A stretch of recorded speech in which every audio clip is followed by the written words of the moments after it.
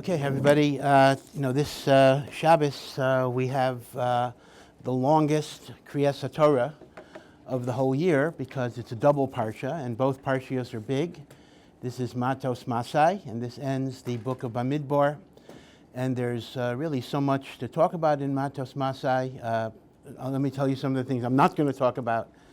There's a big machlokas, the Rambam and the Ramban.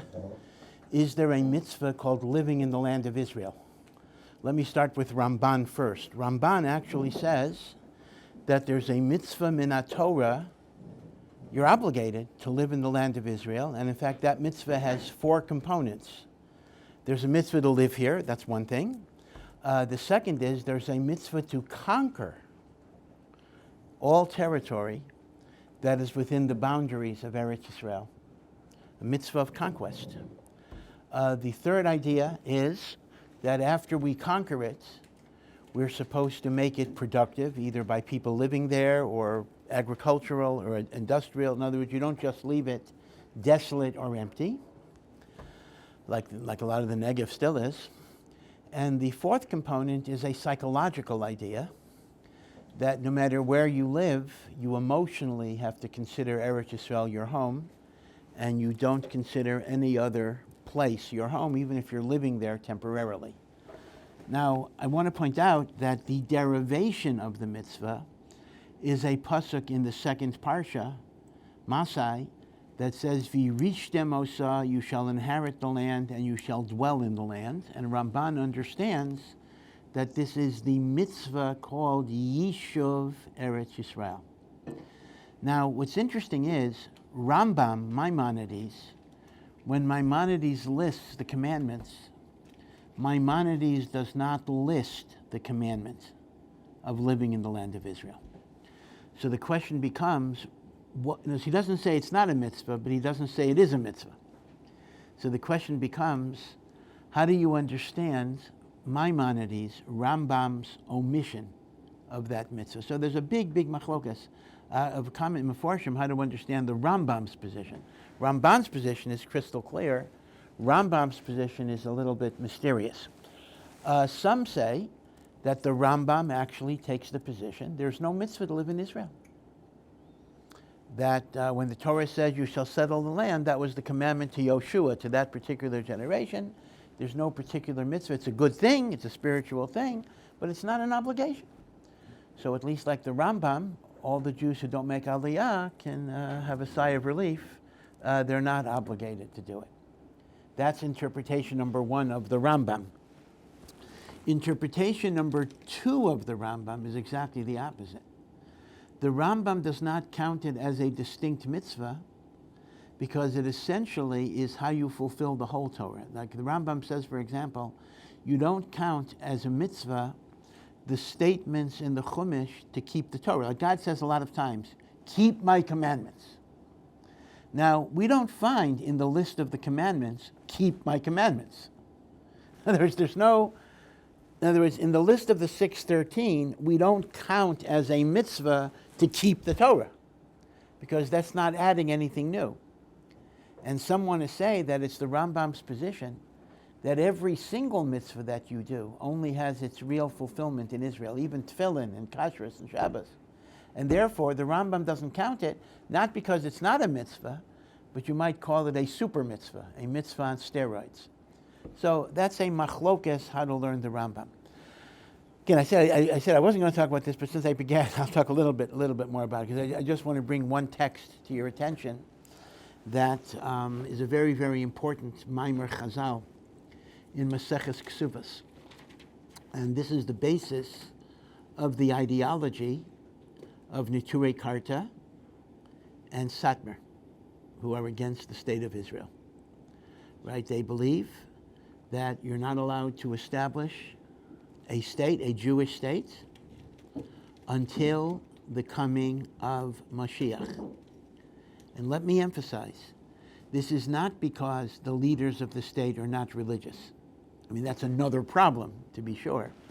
But according to the Satmar Rebbe and Neturei Karta, I'll discuss who Neturei Karta are in a moment, even if the prime minister and the cabinet and every single member of the Knesset were a tzaddik, were a gadol hador, okay, totally religious, they are not allowed to have a state. Okay, be sure you understand this, meaning one argument against Zionism is, the non-religious or anti-religious aspects of it. And the Torah character talks a lot about that also, to be sure. But their actual objection to statehood is it's forbidden to have a state until the coming of Mashiach. Now, where do they get that from? That sounds kind of crazy. So the truth of the matter is they do have a very good source for it, but you have to interpret the source. And this is a Gemara in Maseches Ksuvos, Daf Kuf Yud Aleph. And the Gemara says the following. At the time of the destruction of the Beis HaMikdash, God imposed 3 oaths on the Jewish people. Now, it doesn't necessarily mean that the Jewish people actually swore something. They didn't necessarily verbalize it, but God imposed oaths on them. And let me just mention the 3 oaths. These are called the 3 Shavuos, Shalosha or Shalosh Shavuos. The 3 oaths. Very famous. It's so famous, you can even get a Wikipedia article called The 3 Oaths, which will go through some of this. Actually, it's not a bad article, actually. Okay, oath number 1, Lo Ya'alu Bachoma. So I'm going to translate it very literally first. We swore we will not climb the wall. I'm just going to list them first. Don't climb the wall. Number 2, Lo Yimridu Ba'umos. Do not rebel against the nations. Number 3, there are 2 girsos, whether it's a dalet or a resh. One girsa of the 3rd oath is Lo Yidchaku es haketz. Do not try to force Mashiach to come earlier than it should come. Or some have another girsa. Instead of Yidchaku with the dalet, they have a resh, because dalet and resh are easily confused. Lo Yirachaku es haketz. Don't distance the Mashiach by your sins. Actually, that's a little easier to understand, meaning don't live your life in a way that pushes away Mashiach. Okay. So now, let's go over the 3 oaths. These are 3 oaths that are supposed to be in effect until the coming of Mashiach. What does it mean, do not climb the wall? Right? We're not talking about monkey bars or whatever it is, or rock climbing, right? People like to climb walls, that you're allowed to do.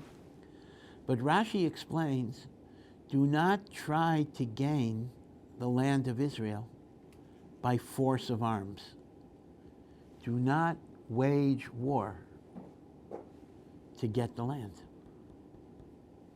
That's one interpretation. Another interpretation, which is even stricter, is do not come up as a nation, meaning individuals can come to Israel to live, but you don't have a mass aliyah of thousands of people coming at the same time, even if it's not through war, meaning there's a bit of a machlokas. Is the first oath referring to a prohibition on military activity, or is it a prohibition on mass aliyah as opposed to individual aliyah? Of course, the problem is going to be, what is defined as mass aliyah? Right? One person can come, 1 million people can't come. Well, what about 50,000? Okay, that's going to be a definitional problem. Okay. Second Shavua is referring to being a local, that I should not rebel against a host government. Of course, Jews have always broken that one. We were active in the Revolutionary War in 1776. We were active in the Russian Revolution. Right? So Jews do get involved in revolutionary activity, but apparently the oath was we would be loyal citizens to the host government. Now, the 3rd oath is a little strange. If your go-race, do not distance the Mashiach. So that simply means, try to live a good life so you don't cause Mashiach to be delayed. So that's just saying keep the Torah. The problem is, if your go-race the other way, do not push Mashiach to come too early. What does that mean exactly? Chabad has the song, we want Mashiach now. But it's not just Chabad. I mean, we pray every day. for the coming of Mashiach. So what does it mean, don't bring Mashiach early? So apparently this means something that we really don't even know what it actually means, but it means apparently there are mystical ways to bring Mashiach early. And those ways can be tragic, meaning Mashiach is supposed to come even with difficulties, even with the wars of Gog and Magog and everything else, but Mashiach is supposed to come as part of a developmental process where we do tshuva, either on our own or, God forbid, through external forces. But if you bring Mashiach artificially early, by some mystical way, in which the Jewish people are not yet ready to receive it, that can be catastrophic. Because it's like a huge light that's much more powerful than the vessel that's able to contain it. And this is a very familiar idea in Kabbalah called breaking of the vessels. That when the light is greater than the container, somehow the container gets smashed. So we don't even know what this means exactly. So the we want Mashiach now is okay, because you're basically saying we bring Mashiach by Torah, by tshuva, by good deeds, by charity, by Avas Yisrael. That's perfectly fine to bring Mashiach that way, but you don't try to bring Mashiach by artificial, mystical means, because if we're not ready for it, it's like atomic energy, right? Atomic energy, when it's properly channeled, can be a huge boon for society, but when it's improperly utilized, you can destroy the world with it. So the light of Mashiach could be very, very dangerous in some ways. Okay, but the main point that the Turei Karta focuses on is oath number one. An oath that we made to God, or that God imposed on us, that we would not try to gain the land of Israel by force of arms, by military conquest. Only when Mashiach comes we do that, if necessary. So, Turei Karta and the Satmar Rebbe make the argument that for the Jewish people to establish a state, even if it's a religious state, which it is not, but even if it would be a religious state, before the coming of Mashiach, is a violation of the oath of not conquering the land of Israel by force of arms. And this is a totally independent argument from the non-religious or anti-religious Zionists. I mean, that's a separate point, but this is point number one. Now, obviously, Nachmanides, Ramban, does not agree with this interpretation, because Ramban actually says part of the mitzvah of settling the land of Israel is to conquer it. There's a sense, Ramban's whole definition of the mitzvah is a contradiction to it. But nevertheless, we do have this text in the Gemara and the Satmar Rebbe. By the way, just to be sure people know the vocabulary, let me just talk about what Turei Karta is and what it means, just so you'll know, because you hear about it in the newspapers these days and videos. The word Turei, the phrase, the two words Turei Karta is Aramaic, and it just means guardians of the city. And it's not an ancient movement. The Turei Karta is probably 120 years old, or the like. It predated the actual state of Israel. And it's a very interesting composite group, because the Turei Karta and Satmar are not the same thing. Satmar is a Hasidic sect, just like Chabad and Ger and Belz. Satmar, right? You're a Hasidic Satmar. The Turei Karta is more of a cholent. It's more of a conglomerate of different groups. So Satmar was a major component of the Turei Karta, Toldos Aaron, different groups that get together, some Hasidic and some not Hasidic. Their common denominator is that they're anti-Zionist, they don't believe in the legitimacy of the Jewish state. So it happens to be, Satmar was kind of the ideological head of the Turei Karta, but they are very, very different. Now, the Turei Karta is not against living in the land of Israel, because many of them do live in the land of Israel. Many don't, many do. But they don't recognize the Israeli government. Now, how that plays out, well, just like you have Orthodox, conservative, and Reform Jews, you can have Orthodox, conservative, and Reform Turei Karta. I don't mean to say Reform Mamish. Every Turei Karta is Orthodox. But I mean that if you're a real Orthodox Turei Karta, you won't even ride on an Egged bus, because that's subsidized by the government. You won't go to the Kaisel, because that was conquered by the Treif army of Israel in 1967. Right? Those are the ultra-Orthodox Neturei Karta. Then you have, some will not even allow the city to collect their garbage because they say we don't want anything from the city. So you have to respect these guys because at least they're consistent. They will not take benefits from the state of Israel because they don't believe it's a legitimate state. However, as you might expect, there's kind of reform Neturei Karta. I'm using reform in a humorous way, in which, well, okay, they'll allow garbage collection and water, and they'll take the buses. I don't know how they fool around with taxes. I know with passports, I don't really know the ins and outs of how to live as a Neturei Karta person. It's complicated. Some of them want Jordanian passports or Palestinian Authority passports. They don't have Israeli passports. I'm not sure how the state of Israel allows them to get away with it. Sometimes they break down and they'll work with the system just because there's no other way out. But they do consider the state of Israel to be illegitimate. Okay, so Neturei Karta and Satmar have a common ideology, but they're not the same, so to speak. Now, Neturei Karta itself in recent years has split into very extreme factions. So, for example, you have what I call the lunatic fringe of Neturei Karta that might even support Hamas and get involved in Holocaust denial. And that, unfortunately, has besmirched Neturei Karta as a bunch of crazy people. But I want to point out that the core of their ideology is not necessarily as crazy as it would sound. The core of their ideology was that in 1948, the Jewish people did not have a halachic right to establish a state, and therefore it was illegitimate. Now, you should know that prior to 1948, this was a position that many, many rabbis did maintain. It was not just like Neturei Karta fringe group. Rav Shimshon Raphael Hirsch, in the 19th century, this is way before the State of Israel, took that position. Which means things that people look at as kind of lunatic positions today were not necessarily so crazy prior to 1948. There was a major, major, major debate within halachic authorities whether it's proper to establish a state of Israel. Even from the perspective of Jewish lives, a common argument in favor of the state of Israel after the Holocaust. Right, the World War II ended in 1945, and the State of Israel was, as you know, established in 1948 in the aftermath of the ashes of the Holocaust.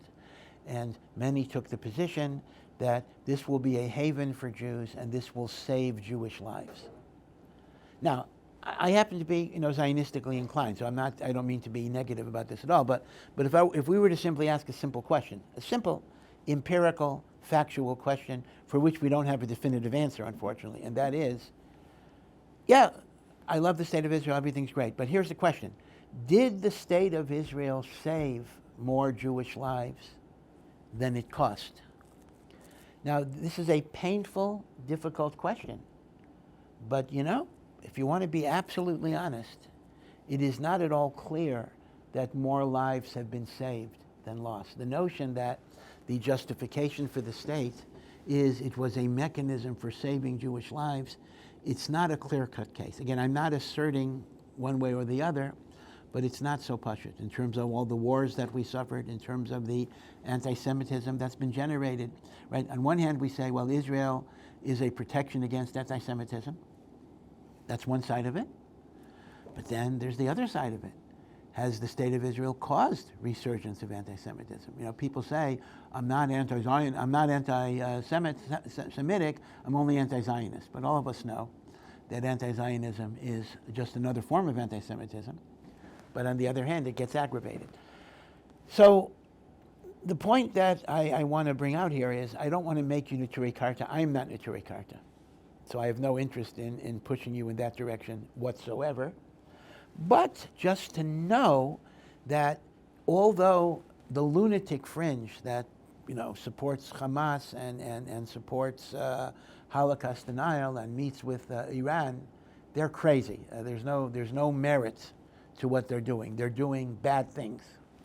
That's clear. But the core ideology of whether a Jewish state is a good thing or a bad thing is at least a debatable question. It's a question that deserves, some thought that we often don't give it. Now, here's the question, though, question on top of a question.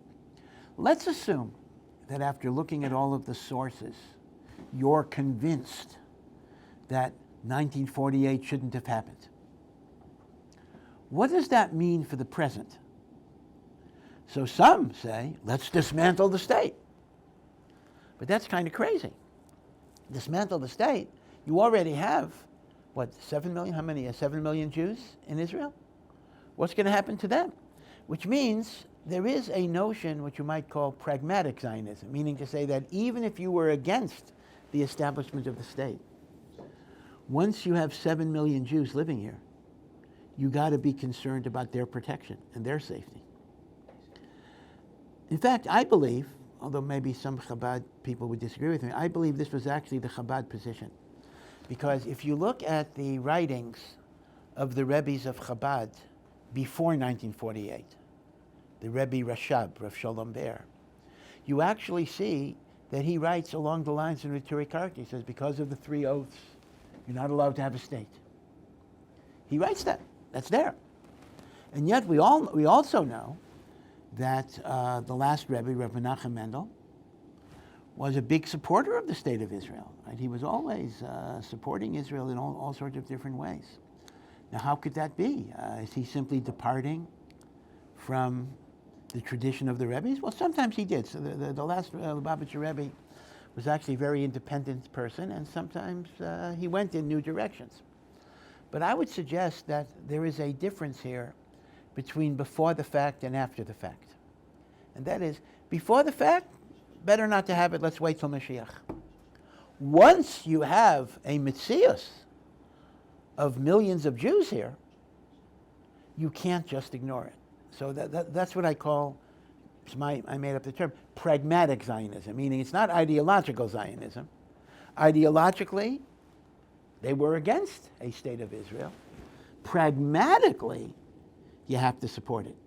You can't make believe that if we turn over Israel to the Palestinians, like some Neturei Karta say, we'll have a Jewish nirvana. Forgive me for mixing the metaphors. They say, oh, we'll live in peace, we'll work with the Arabs and we'll have, how many shoals are there in Saudi Arabia right now? Oh, things are actually getting better, but the history of the Arab world accommodating Jewish religious observance has not necessarily been the greatest, as it were. Okay, now, I've been using the text of the 3 oaths to explain the Neturei Karta. But now, let me ask the opposite question. Most of the religious world is supportive of a state of Israel. They consider it a good thing. And Ramban certainly considered it a good thing, because Ramban says there's a mitzvah to conquer the territory. So the question is, how do they look at the 3 oaths? What about the oath not to climb the wall? In other words, what does the rest of the religious world say to Neturei Karta's argument about the 3 oaths? So I'm going to give you a few answers.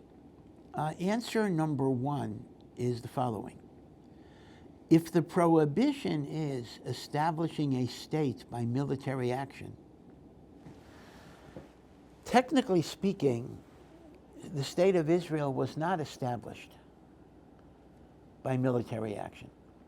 The state of Israel was established by the international agreement. Well, starting first with the Balfour Declaration, right? Balfour was the foreign minister.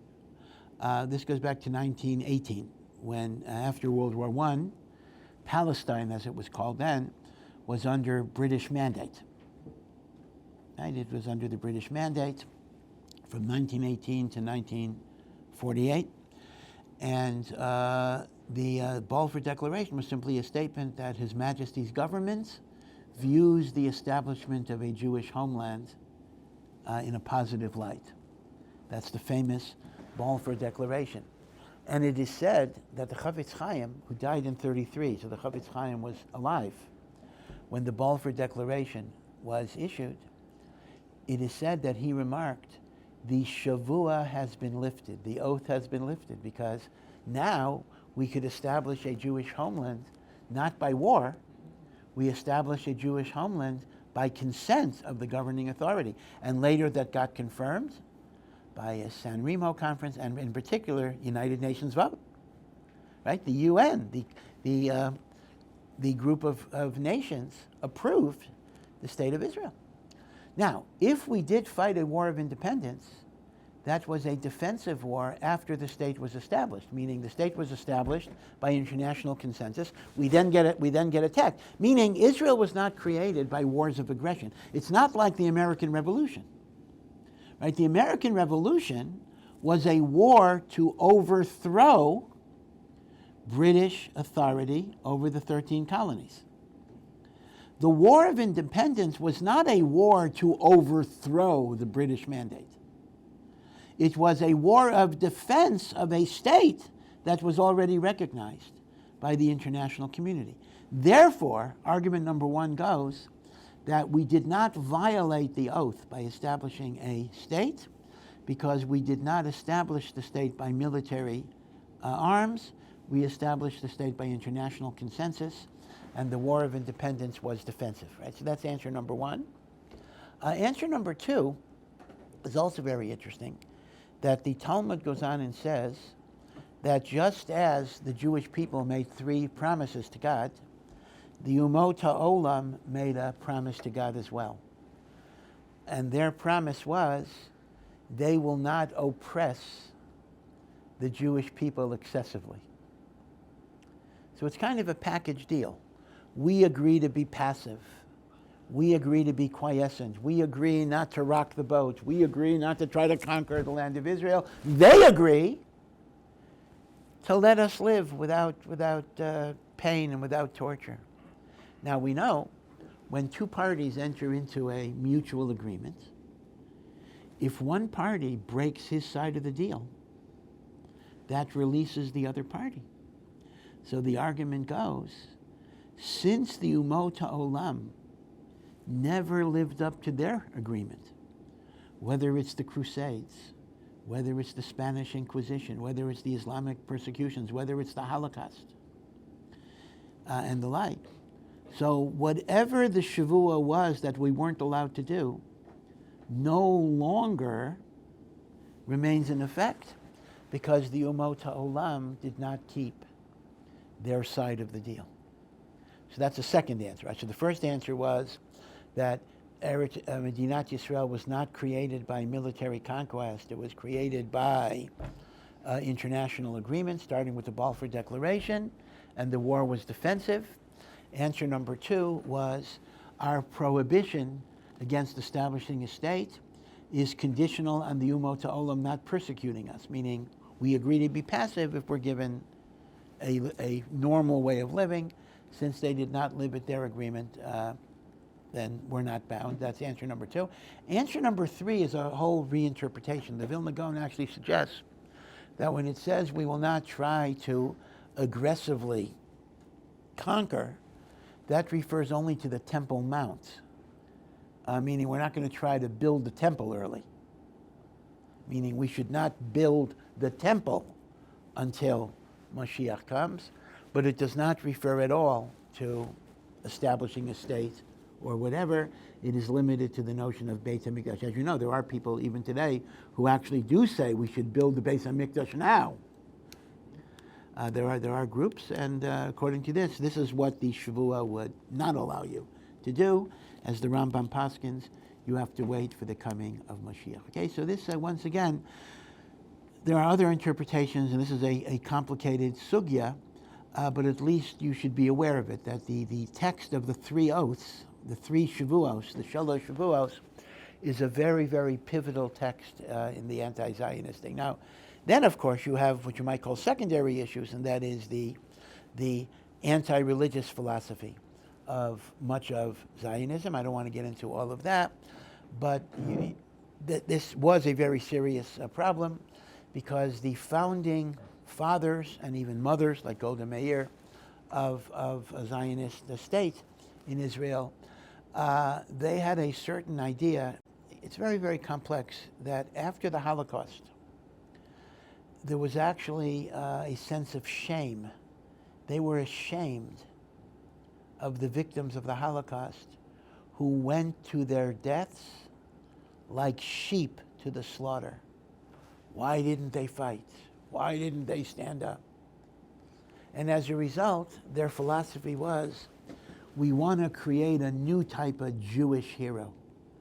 We want to create the tough guy, the one who doesn't, or the tough woman, who doesn't get pushed around. And in that type of philosophy, God was kind of relegated. God was seen as, oh, that's the old Golos mentality. That's the old European Judaism, or the Yemenite Judaism, on the part of Sephardim.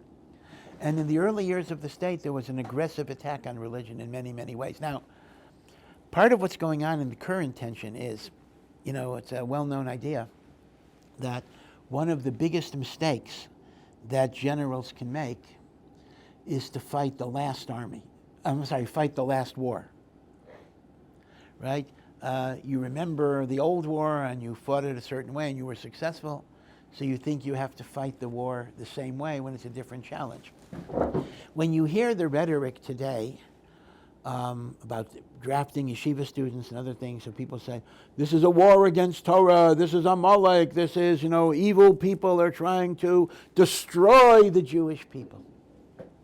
Well, I'm not saying we shouldn't be concerned about taking guys out of the base medrash, that's an issue, but some of the rhetoric is very different, because what they're doing is they're almost mechanically invoking things that were true, maybe 1949, 1950, where there actually was a little bit of an agenda on the part of the state of Israel to kind of get people away from Torah. That's not true today. Today, there are political disagreements about how do you share military service, and these are disagreements, these are difficult questions. One can debate it. Maybe another share we'll talk about the different sides. But the notion that the people who feel Haredim should go into the army are acting out of evil, malevolent intention, I think is wrong, and I think it's kind of an automatic reaction to the last war, I mean the struggles in the early years of the state. Today, even the secular Israeli is not necessarily a hater of religion. They are simply ignorant about it. Ignorant. They don't know. Right? If I'm a secular Israeli and I see a whole large segment of the population not going into the army, when my own children go into the army and they might get killed. So just from a simple perspective, I could legitimately wonder, gee, why does my kid have to risk his life and your kid doesn't have to risk his life? Now, of course, we could give a million different answers. Torah protects, Torah brings God's blessing. But from a secular perspective, those are not necessarily convincing arguments. So I don't look at that person as, you're an evil person who is trying to destroy the Jewish people. The most I can say is, it's very, very sad that you don't yet fully appreciate what it is. So I'm suggesting, I may get in trouble for this, but okay, whatever. I'm suggesting that a lot of the rhetoric which is used, evil, Amalek, destroyers of Torah, is kind of almost the reflex action of the speeches that we made in the 1950s, when there was a much more aggressive anti-Torah campaign. Today, it's very, very different. Today, it's not anti-Torah, it is simply ignorance, lack of understanding, lack of sensitivity, and the problem basically is that you don't combat by invective and demonstrations. You see, here's the problem. If somebody's trying to destroy me because they hate me, so I fight back. But if somebody doesn't understand my position, and what I do is I insult them, and I demonstrate against them, and I denigrate them, that's not going to make them understand my position better.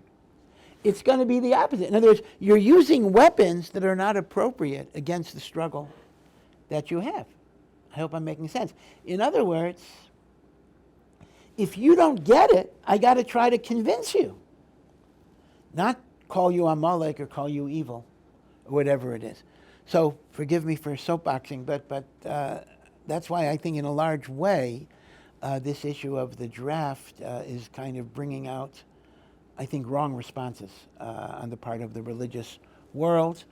In fact, I'm not even addressing who's right on the issue, but I'm saying, but even if your position is that yeshiva students should not go into the army at all, or charedim, but you got to present it in a certain way. You can't present it as by painting the other side as enemies who hate Torah. And that's really an important issue today. The enemy today, or I shouldn't even use the word enemy, the people that we're arguing with today are not the same.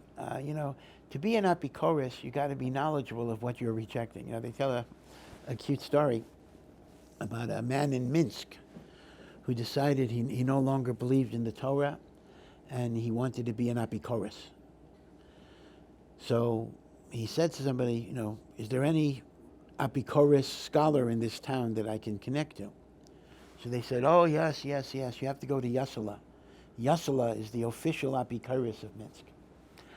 So the guy figured, where would he find Yasala? So he went to the bars, he went to the taverns, he went to the, places where an apikoros would hang out. But Yasala was not there, the theater. So finally, they tell him, oh, no, Yasala doesn't go to bars or taverns. Yasala is in the base medrash. He's not apikoros. So he goes into the base medrash. He figures he's going to see a free thinker, who doesn't have a beard, doesn't have payas. And nobody's in the base medrash except an old man with a long white beard sitting over a Gemara. Doesn't look like an apikoros. So he goes over to the man and he says, I'm looking for Yasala. He says, that's me. He says, Yasala the apikoros, the free thinker. Yeah, that's me. He says, you're Yasala the apikoros? He says, yeah. So he says, well, I want to be an apikoros. I want to join you. So Yasala looks at him and says, okay, have you finished the Babylonian Talmud? Have you finished Shas? He says, well, no, I didn't finish Shas. I don't believe in it. He says, do you know Chumash and Rashi? He says, no, I don't believe in it. So Yasala says, you're no apikoros, you're just ignorant. Meaning in order to be an apikoros, the pshat is you got to know what the Torah says, and then you reject it. So it could be the early Zionist leaders, many of them came from religious homes. Many of them had some religious education, and they rejected it. Today, the typical secular person is not an apikoros, not a heretic. They literally don't know.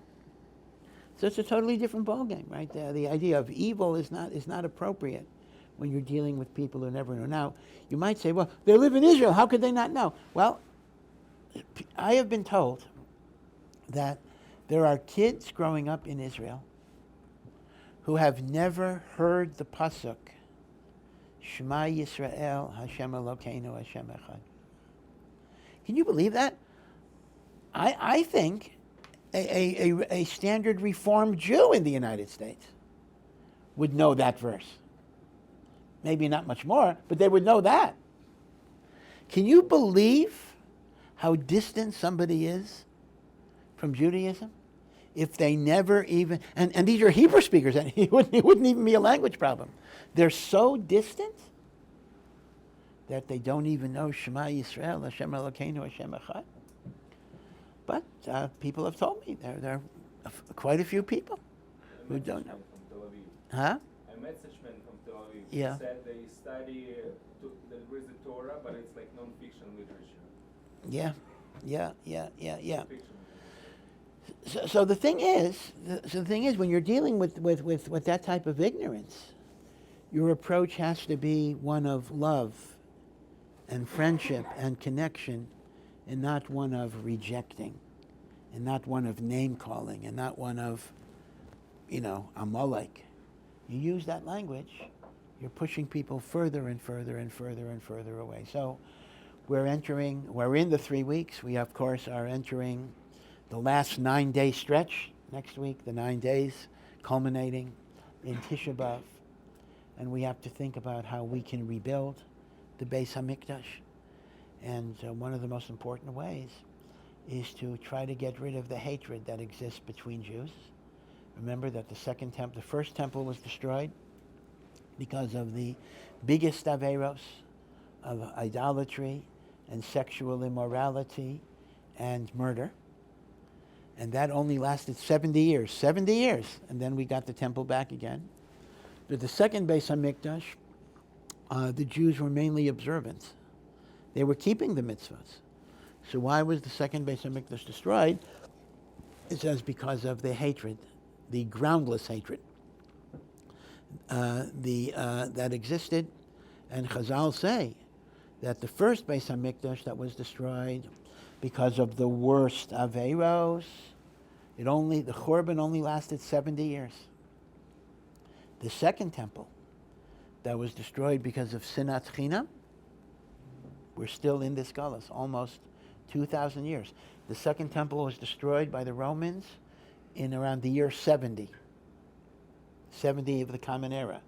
We're now 2024, right? Almost 2,000 years. So you see how pernicious Sinat Chinam is, and we're not going to be Zocha to the Binyan Beis HaMikdash till we can overcome the Sinat Chinam that exists. So B'Yesus Hashem, may even this year, perhaps there will not be a fast of the 9th of Av. Mashiach can come. If Chas v'Shalom, we don't merit the coming of Mashiach and the building of the Beis HaMikdash this year, may this year be the last 9 days of mourning that we ever have to observe. So have a good Shabbos and be well. Thank you for listening to this Awesome production. To find out more and to partner in our mission, please visit ohr.edu.